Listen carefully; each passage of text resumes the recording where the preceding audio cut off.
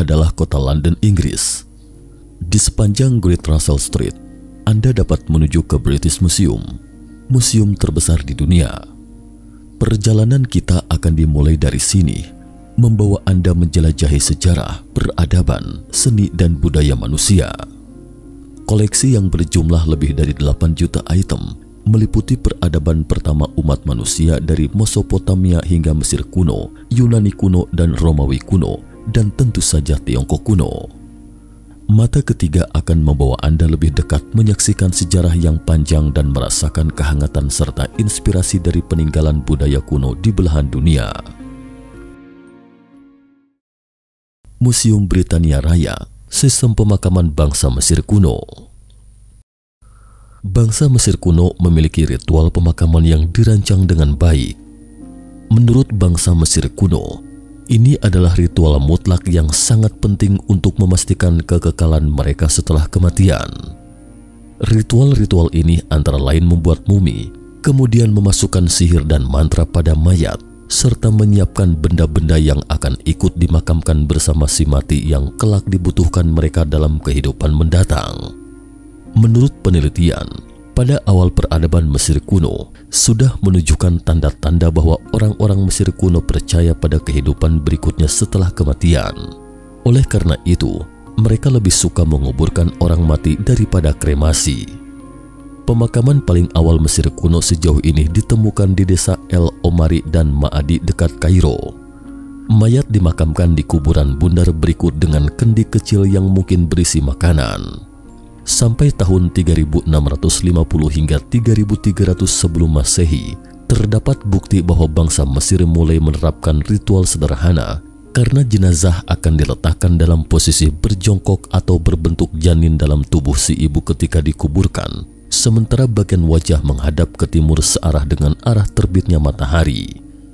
Ritual pemakaman ini menunjukkan bahwa masyarakat Mesir percaya bahwasanya kematian itu tidak berarti akhir dari kehidupan, sekaligus juga merupakan kehidupan selanjutnya.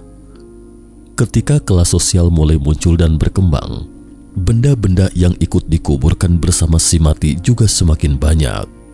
Sampai pada dinasti pertama Mesir, atau tepatnya pada 3100 sebelum Masehi, orang-orang kaya Mesir mulai membangun kuburan dan menyiapkan benda-benda yang ikut dikuburkan saat mereka masih hidup. Makam yang paling awal ditemukan adalah mastaba, yaitu kuburan berbentuk persegi panjang dengan atap datar, bagian dalamnya terbuat dari batu bata dan miring ke dalam. Belakangan temuan arkeologi mendapati bahwa di dalam makam Fir'aun awal akan ditemukan lebih banyak ruang di dalamnya, dan ada pelayan khusus yang ikut dimakamkan bersama si tuan. Seiring berlalunya waktu, ruang lingkup objek penguburan orang Mesir telah meluas hingga mencakup furnitur, perhiasan, benda-benda kehidupan sehari-hari, peralatan, permainan, senjata, kosmetik, makanan, dan sebagainya. Semua benda-benda ini dibutuhkan dalam kehidupan selanjutnya. Ritual termegah dalam tradisi pemakaman Mesir kuno adalah membuat jenazah menjadi mumi atau mumifikasi.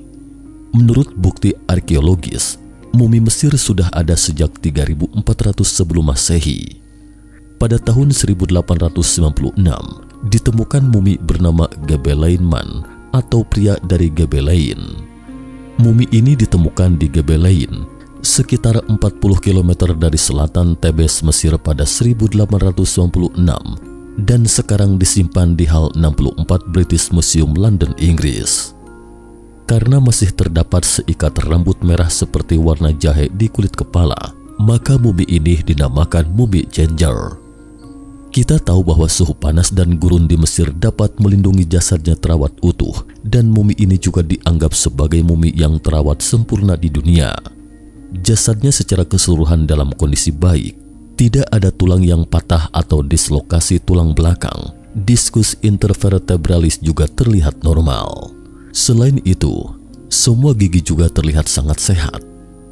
Saat Anda mengunjungi mumi ini, museum setempat telah menyediakan platform visual interaktif di sebelahnya. Pengunjung dapat menggunakan layar sentuh untuk mendalami penyebab kematiannya. Pada November 2012 terungkap bahwa EA32751 manusia gebel lain kemungkinan telah dibunuh.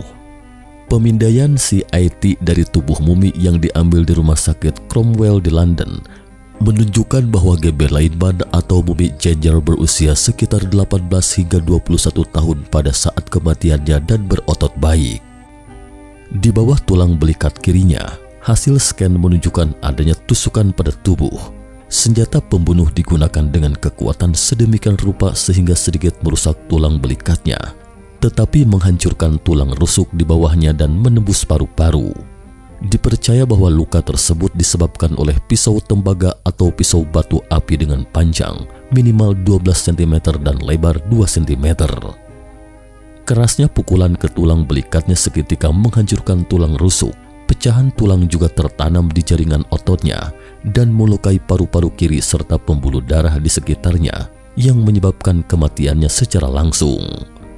Sekitar 2700 sebelum Masehi, ketika orang-orang membuat mumi mayat pada masa awal pemerintahan kerajaan kuno, mereka mulai membungkusnya dengan lapisan perban linen, terkadang ditutup dengan plester yang dibentuk dan ditempatkan di sarkofagus atau peti mati kayu biasa.